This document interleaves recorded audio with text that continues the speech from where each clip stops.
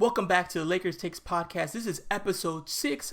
I am your host, Edwin Garcia, and today I'll recap this past week's games. I'll talk about the Lakers' struggles, and we'll get into in-depth conversations on the 5-man lineups. Let's get into it.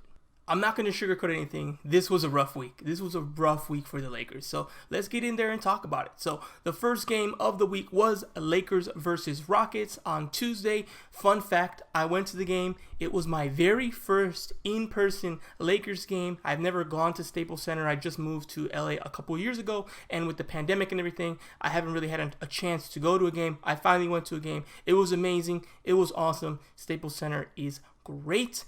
And the Lakers won. The Lakers won the game. It was a tight game, probably tighter than we wanted it to be. It was 119-117. Lakers pulled it off, and they kind of let the Rockets stay in the game. The Rockets were kind of hanging around. I still felt like the Lakers were going to take care of business in the fourth, and that's exactly what they did. They put a lot of pressure in that fourth quarter. They started that pressure in the third quarter. And there's a few players I want to highlight. Obviously, LeBron James, 30 points, 10 assists, 4 rebounds. He was fantastic. Anthony Davis was Anthony Davis, 27 points, 9 rebounds, 3 assists. And Russ was really good, 27 points as well. So I'm going to look at that as positives. Obviously, you can say, hey, they needed everyone to play so well, and they struggled to beat a Rockets team. But hey, win your game. Figure it out later, and they won their game. That was the key. That was the main thing. So overall, it was a okay win. It wasn't a great win, but it was a win, and that's really what matters, especially this early in the season. Now, it wasn't all positive because it was a close game against a bad team. But another small negative was during the game in the fourth quarter, LeBron had a collision with someone and actually suffered an abdominal strain on his abdominal area, his region. So he will actually be missing. Shams reported after the game, I believe it was Tuesday morning, that LeBron was going to miss 1 week. They really, really want to be cautious with him and not risk injury. So that's really frustrating. Obviously, the team has been overall, building and working together and trying to figure things out. So it was frustrating to see him go down for a week because you knew once he did that it's probably going to be a rough week coming up. And so far, we'll get into it, but that's been true. The next game was against the Oklahoma City Thunder, and just like I said, that's exactly what happened. The Lakers started off good. Again, they lost to Oklahoma City in embarrassing fashion just the previous week, and you thought, okay, they're going to come out, firing in all cylinders. They're going to take care of business. But again, with no LeBron, that becomes a little bit trickier. But there was no LeBron last time. They were winning by a large margin. They should take care of business. And they started off just okay. It was 25-21 after the first and even second quarter. And then things just slowly started to fall apart in the second half, especially that fourth quarter. Midway through that game, also, AD injured his thumb. He got into like a collision. He was reaching for the ball, kind of playing volleyball with it, trying to gain possession. And then his hand got caught, and it seemed like he injured his thumb there. It was later reported that he suffered a thumb strain. So obviously that's not a good thing, and that's something to, keep an eye on. He came back into the game, but he was no longer himself. He was struggling. He was struggling to grip the ball, struggling to score, very passive. He just kind of toughed it out, and that wasn't a good scenario. So that was very frustrating and very painful to watch, and definitely, was one of the factors in the loss. But still, it was an embarrassing loss. You can't lose to a team like Oklahoma City Thunder. They rallied back late in the game to win and ultimately won 107-104. They got a great game from SGA. They got another really good game from Lu Dort, and Williams also played well. So they have some young players who are trying hard, but still, there's no excuse for that. At a certain point, you have to just stop making excuses and say, hey, you got to win that game. You got to figure it out, especially with them being so close late in the fourth. You have to find a way to win. Good teams figure out ways to win bad games, and bad teams figure out ways to lose games they're supposed to win. And right now the Lakers, I think this made it clear that with the injuries to THT, the injuries to Kendrick Nunn, even Trevor Ariza, who I'm not very high on, you add now also LeBron, that's one too many people, and that's really causing them, all this struggle and pain and these losses that shouldn't be happening against these poor teams. It's happening because LeBron's not around, and then you add that with your backup point guard's not around, add that with THT, who I think will be the backup shooting guard's not around. That's too much. That's just too much to to overcome. And I think we're in for a rough week, and we were in for another rough game on Saturday. Lakers Blazers. This one was shocking. This one was over really within the first like 4 minutes. It was really scary how quickly the Blazers just decided, yeah, this game is done. For context, with 5 minutes left in the first quarter, the score was 21-10. 21-10 after 5 minutes. So it was really clear that this was done. The Lakers were not going to beat the Blazers, and they didn't beat the Blazers. They lost 105-90, but that's really not indicative of how dominant the game was. In the first quarter, the Blazers outscored the Lakers 36-14, and in the third quarter, 42-26. So they absolutely mopped them. The Lakers came back in garbage time with Debuya playing really well. Shout out to him. It was his first game. He's a two-way player for the Lakers, and he was able to play in the fourth quarter, and he looked really good. He shot 100% from the field, which was really nice to see. I'm really happy for him getting an opportunity even in this kind of game. He had 10 points, perfect from the field, plus 17 in the game where the team was getting blown out. But again, garbage time, good for him. Irrelevant for the team. So, it was another frustrating game. The starting lineup was abysmal. No one scored more than 8 points. People have been talking a lot about Russ. He was probably the best player on the starting lineup. He had 8 points, 9 rebounds.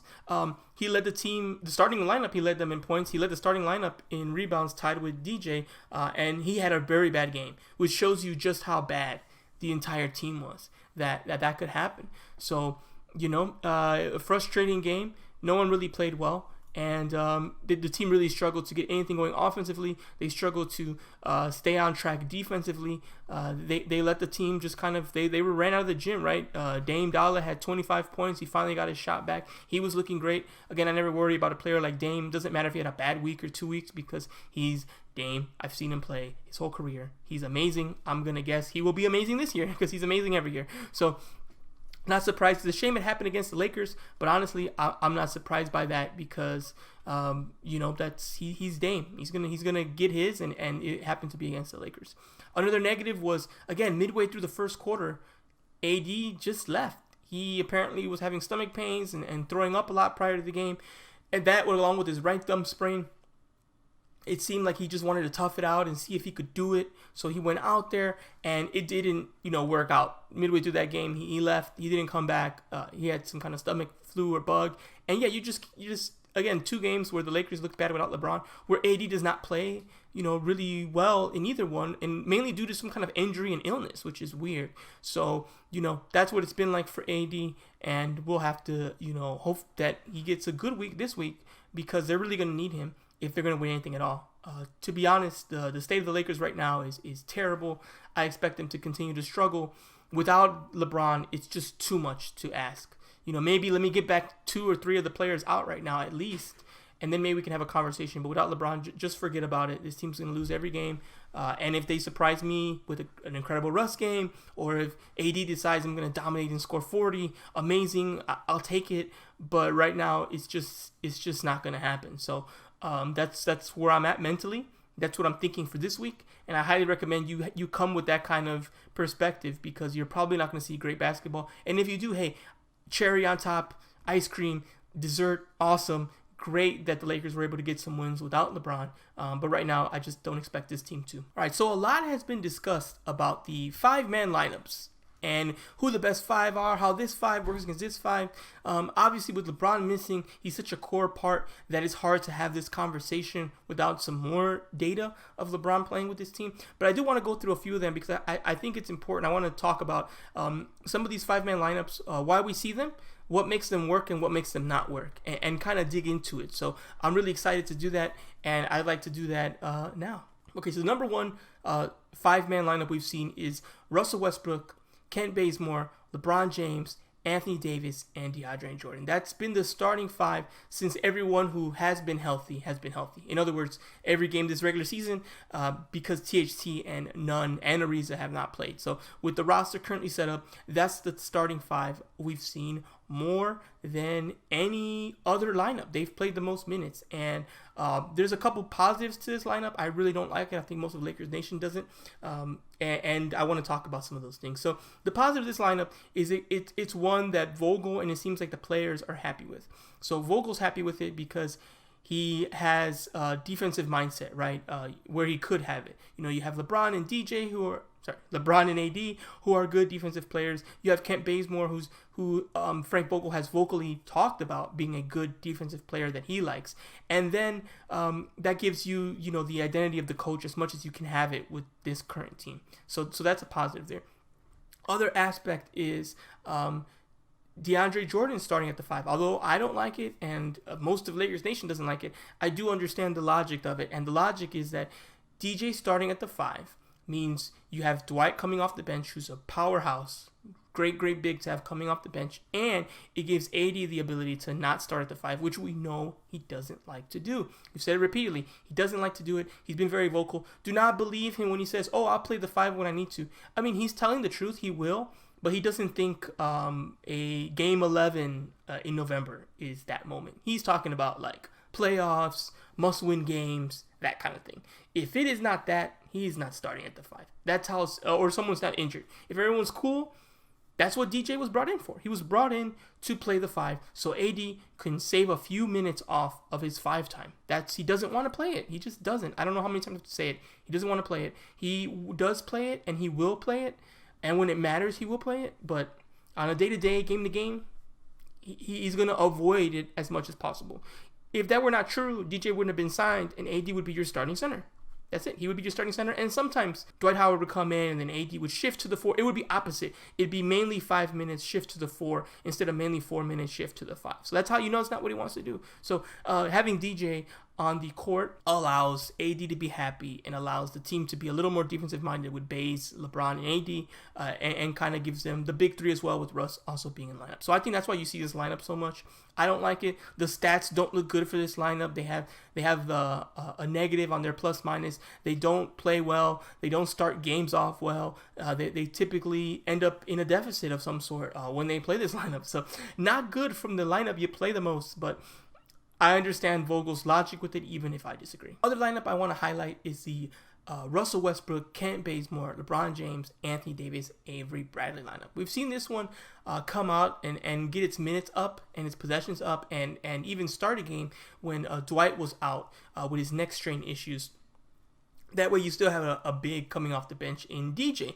Now, I do like this one. It's more of a small ball 5 lineup where AD's at the 5. And instead of having another 4 out there, you kind of switch it up and you put Bradley in there as another wing player, and now you have 3 guards in that lineup. And again, this kind of follows Vogel's philosophy, where you lean more on defense because Bradley's a good defensive player. Bazemore, he likes defensively. LeBron, AD, really the only player who's kind of poor on defense in this lineup is Russ.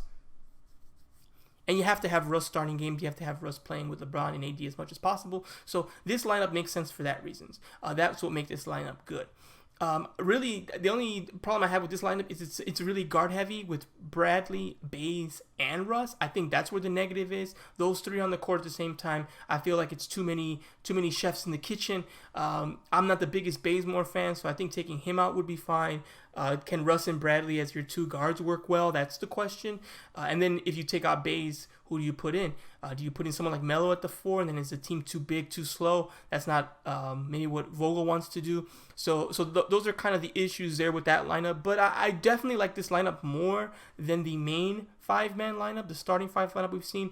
But I still have problems with it. And I think that's one thing that we've noticed with the Lakers lineup. You can't really find a perfect one because there's always like well, what about this? Or the problem with this lineup is X. It feels like once you fix one thing, you cause a new problem, and you just don't have a perfect lineup here. And that might be something that Lakers Nation needs to think about. If there's no perfect lineup or no good lineups, maybe, there's something wrong there. All right, and the next lineup I want to highlight is a non-LeBron lineup. These are going to be really important because that's all we're going to see, this upcoming week until LeBron comes back. So the first non-LeBron lineup I want to highlight is the Russ, Monk, Reeves, Melo, Dwight Howard lineup.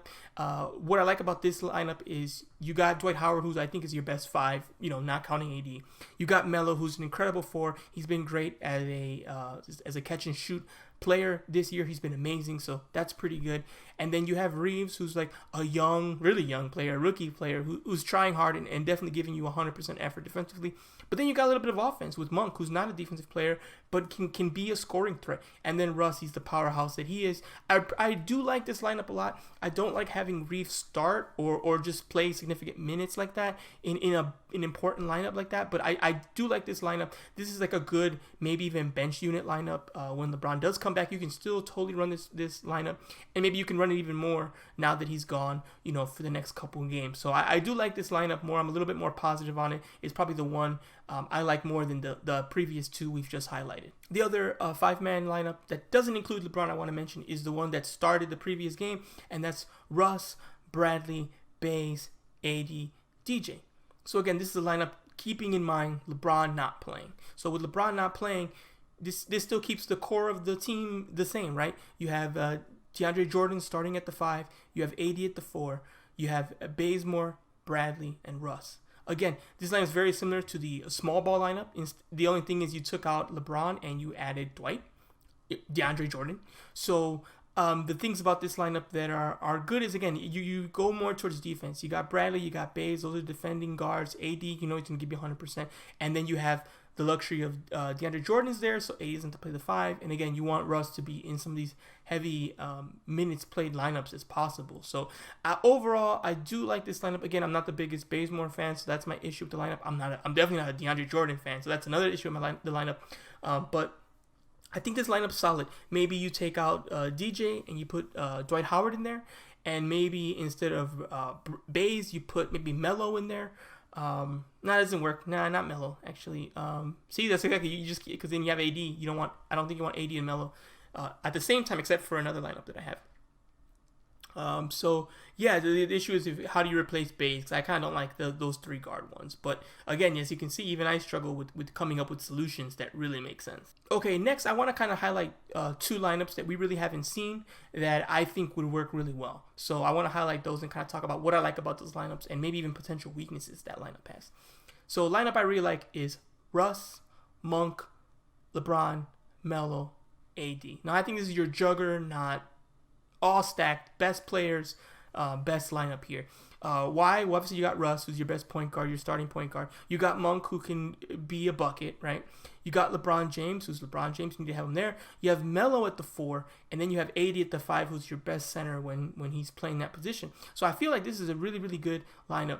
Defensively, they give you some nightmares with Monk, Melo, and Russ, so that's the issue. But I think offensively they're very strong, and if Melo can be consistent enough, along with Monk, it still might be enough to bend, not break defensively. Now, if you don't like Monk, maybe switch him out for Kent Bazemore. That's what you can do. Again, I'm not the biggest Kent Bazemore fan, but if you're worried about defense, Kent Bazemore is going to give you more on that side of the basketball. So you put him in instead of Monk, and Monk maybe is your first player coming off the bench, or maybe someone to replace AD at the 5 or Melo at the 4. I like this lineup a lot. I think this lineup will work really well, and I hope we see more of it when LeBron returns. And finally, the last 5-man lineup I want to talk about is the Russ, Bays, LBJ, AD, Dwight lineup. So with this 5-man lineup, again, you get more defense because you got Bazemore in there, right? And then, like I said, you have LeBron James, you have AD and Dwight, and I think Dwight and AD working together is probably your best 4-5 combo. Because you really got 2 5s out there. So now you got 4-5. You got LeBron. It's very, very big, very, very aggressive, very, very vertical. It's a tall, big, strong lineup. Your defense is pretty much all there except for Russ. So you're looking pretty good. You got 4 really good defenders there in Dwight, AD, LeBron, Bays. They're going to give you effort. They're going to give you passion. They're going to try 100% to be good on both sides of the basketball. So I think this one is maybe even better than my first 5-man lineup that I threw out, because this was a little more defensive heavy, and you still got some offense coming off the bench. You're going to have Monk that's going to come off the bench. You got Melo that's coming off the bench.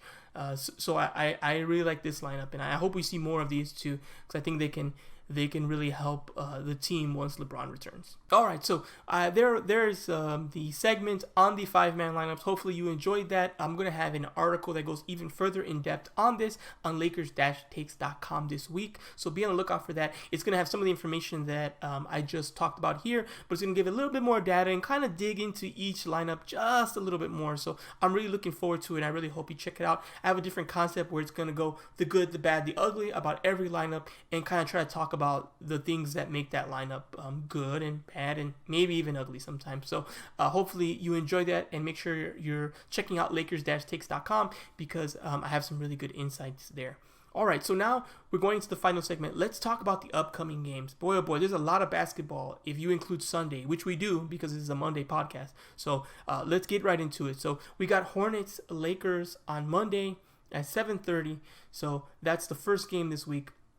Then we have Lakers Heat on Wednesday at 7 o'clock. And then we have Timberwolves Lakers on Friday at 7:30. And the last game of the week, technically for us, since we start our weeks on Monday, is Spurs Lakers on Sunday. So we're right in the real good rhythm here. Every other day, Laker game, Laker game, Laker game, Laker game. Bad news is a lot of players missing. LeBron's missing. I'm hoping we see LeBron on Friday against the Timberwolves. We might wait till Spurs. We need him.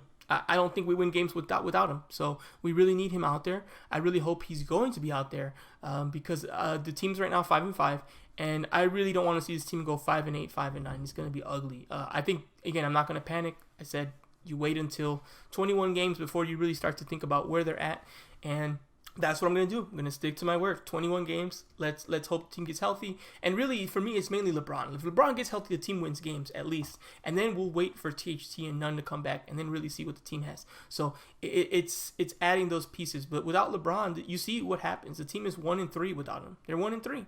So, that's what happens when he's missing. So they need him back. And when he's back, they'll win. When he's not back, I don't expect them to win anything right now with how the team is constructed and how the team is playing as constructed. So, I'm expecting a loss on Monday. I'm expecting a loss on Wednesday. And I'm hoping he comes back for Friday. So, hopefully he does. We'll see what happens. But yeah, it's Lakers Nation needs to be in for a rough week. And let's see if they can surprise us. Maybe they take the Monday game, and then LeBron comes back Friday, and hey, they win 3 out of 4. Don't look now, So we'll see what happens. But either way, we'll be here talking about it next week on the podcast. Thank you so much for listening. And I'm looking forward to seeing how this team plays, and hopefully we get some positive wins here and start kind of getting above 500 and start getting healthy here, because health is number one. Without health, you don't have anything, and the Lakers just need to get healthy. LeBron just needs to play. So we'll see what happens, and either way, we'll be back next Monday with another podcast. Talk to you then.